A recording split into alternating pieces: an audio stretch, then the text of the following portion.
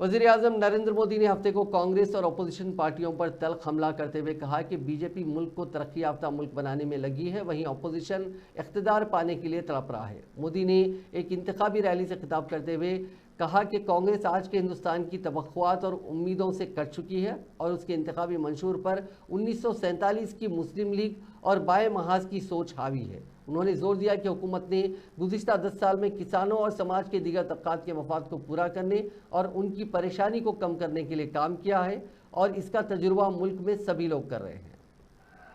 साथियों, कभी जिस कांग्रेस ने आजादी की लड़ाई लड़ी थी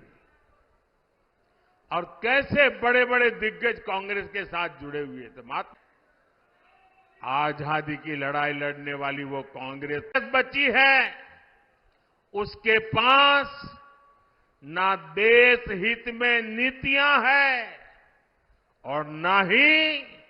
राष्ट्र निर्माण का विजन। तरह का घोषणा पत्र जारी किया है, उससे साबित हो गया है कि आज की कांग्रेस आज के भारत की आशाओं, कांग्रेस के घोषणा पत्र में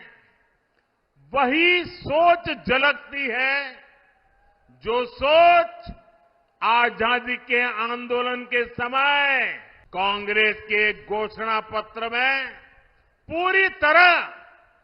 मुस्लिम लीग की छाप है।